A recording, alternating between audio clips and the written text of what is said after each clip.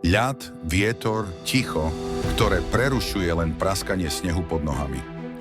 V roku 1910 sa kapitán Robert Falcon Scott vydáva na cestu, ktorá sa zapíše do dejín.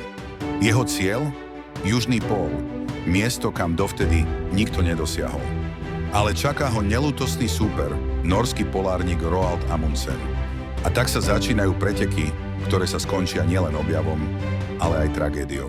Vítajte na kanáli Explora.sk, miesto, kde sa minulosť stretáva s budúcnosťou. Objavuj tajomstvá vedy, technológie a histórie.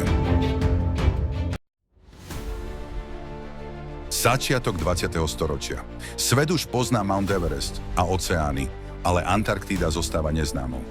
Britské impérium chce prestíž a Robert Falcon Scott je muž, ktorý to má dokázať. Na palube lode Terra Nova sú vedci, námorníci a dobrodruhovia, pripravení na výpravu svojho života. Lenže v rovnakom čase sa potajomky pripravuje ich najväčší súper, Roald Amundsen.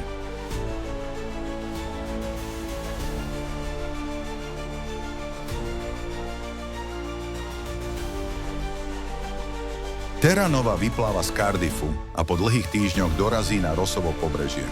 Tu sa buduje základňa Cape Evans, drevený dom, ktorý má slúžiť ako útočisko. Život v základni je drsný, nekonečný mráz, obmedzené zásoby a mesiace tmy.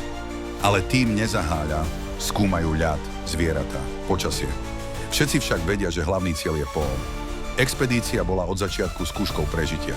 Scott stavil na kombináciu poníkov, psov a motorových saní. Ale kruté podmienky Antarktídy nič neodpúšťali.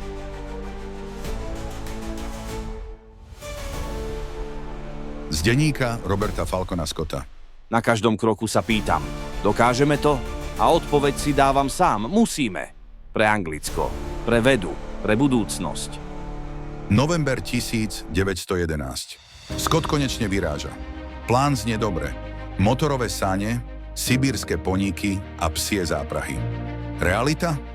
Sáne sa hneď pokazia, poníky skolabujú a psi nie sú využité naplno. A tak nastupuje stará dobrá ľudská sila. Muži ťahajú stovky kíl ťažké sane vlastnými rukami. Každý krok je boj.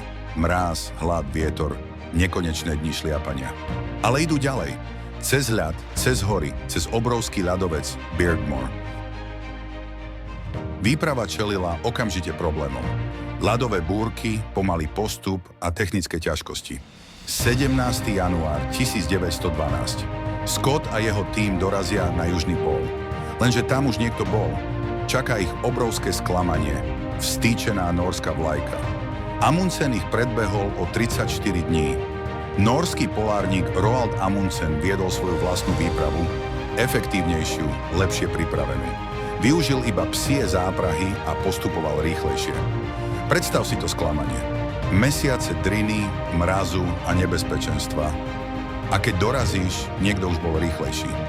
Scott do denníka zapíše: Boh, to je strašná porážka. Ale smola týmto nekončí. Teraz ich čaká cesta späť. Tá bude ešte horšia.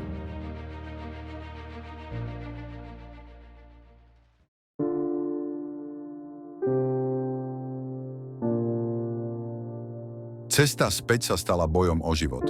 Zásoby a sily dochádzali, teploty klesali pod minus 40 stupňov. Jeden po druhom umierali. Edgar Evans zomiera ako prvý po ťažkom páde.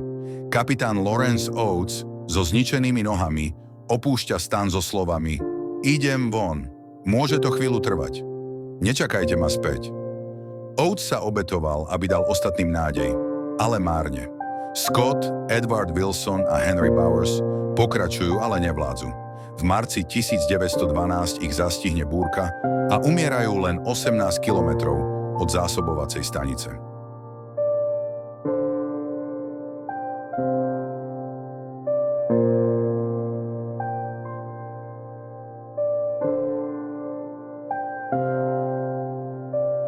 Scottova polárna výprava Terra Nova sa stala symbolom statočnosti i tragédie. Prehrali súboj o pól, ale ich odvaha prežila v pamäti generácií.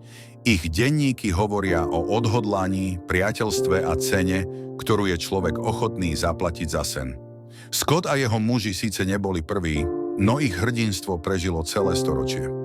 Keď dnes pozrieme na nekonečné ľadové pláne Antarktídy, pripomínajú nám cenu, ktorú ľudia dokážu zaplatiť za sny o neznámom. Ďakujem, že si bol súčasťou výpravy Terra Nova. Ak sa ti video páčilo, nezabudni dať like a odber, aby si nezmeškal ďalšie zaujímavé príbehy.